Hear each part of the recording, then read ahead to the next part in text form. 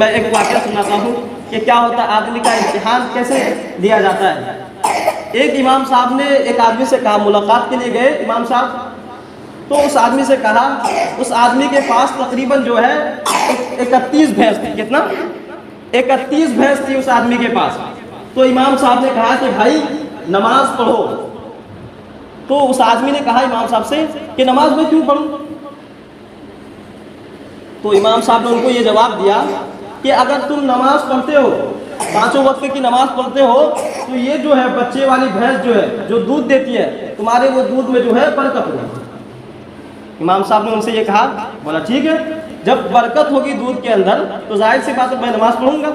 وہ آدمی کیا تھا، اب جو ہے 3 بجے بھور میں اٹھا صبح، اب غسل کر کے جو فارغ ہوا 4 بجے مسجد کے اندر آ گیا، 4 ہی بجے مسجد کے اندر آ گیا، 5 بجے اذان ہوئی، اس کے بعد نماز وغیرہ ہوئی۔ نماز سے فراغت کے بعد وہ آدمی گھر گیا، گھر جا کر دیکھا تو دیکھا کہ ایک بھینس اس کی مر گئی ہے۔ کیا دیکھا؟ ایک بھینس اس کی مر گئی ہے۔ وہ آدمی حیران ہو گیا، تو وہ آدمی آ کر پوچھنے لگا، امام صاحب سے ملا، بولے کہ امام صاحب آپ نے یہ کہا تھا، یہ جملہ کہا تھا کہ اگر میں نماز پڑھوں گا تو میرے دودھ کے، یعنی جو بھینس جو ہے دودھ لگتی ہے اس کے دودھ کے اندر جو برکت ہوگی، تو بجائے برکت ہونے کے 31 بھینس میں سے ایک بھینس کا کیا ہو گیا ہے، ایک بھینس مر گئی ہے اس میں سے۔ تو امام صاحب نے ان کو یہ جملہ کہا کہ ظاہر سی بات اللہ تعالیٰ تمہارا امتحان لینا چاہتا ہے، دیکھتا ہے کہ تو امتحان میں کامیاب ہوتا ہے کہ نہیں ہوتا ہے، تو تو چاہتا ہے کہ میں امتحان میں کامیاب نہ ہوں؟ بولا نہیں۔ تو بولا ٹھیک ہے، پھر ٹھیک ہے جاؤ پھر۔ تو وہ آدمی گیا، پھر ظہر کی نماز کے لیے ڈرتے ڈرتے آ رہا ہے، آدمی ڈرتے ڈرتے آ رہا ہے مسجد کے اندر۔ آنے کے بعد نماز پڑھا، ڈرتے ڈرتے وہی سوچ رہا ہے، دماغ کے اندر وہی خیال ہے۔ تو ظہر کی نماز پڑھ کے جیسے ہی گھر گیا تو دیکھا کہ دوسری بھینس مر گئی ہے۔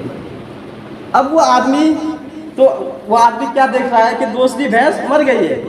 اب اس کی جو بھینس جو مری تھی اس کی جو بچی ہوتی ہے وہ چلانے لگی، کرتی ہے نا، آواز لگاتی ہے نا، تو چلانے لگی۔ وہ آدمی یہ جملہ کہتا ہے، وہ بچی سے، ظاہر سی بات ہے، ان سے یہ جملہ کہہ رہا ہے کہ میں تو یعنی کہ 2 فرض نماز پڑھا ہوں تو 2 بھینس مری ہے، اگر میں صرف 2 رکعت نفل پڑھوں گا نا تو مر جائے گی، ایسا کہہ رہا ہے یہ بھینس کی بچی سے۔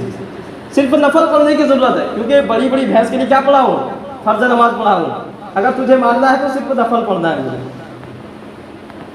اب سوچئے، تو اس لیے اللہ تبارک و تعالیٰ جو ہے امتحان لیتے ہیں بندوں کا۔ اب امتحان سے ہمیں گھبرانا نہیں ہے۔ امتحان کس کا نہیں لیا؟ کون سی نبی ہے کہ جس کا امتحان نہیں لیا؟ سب سے زیادہ امتحان تو ہمارے نبی کا لیا گیا۔ امتحان میں ہمیں جو ہے کھڑا اترنا ہے اور کامیاب ہونا ہے۔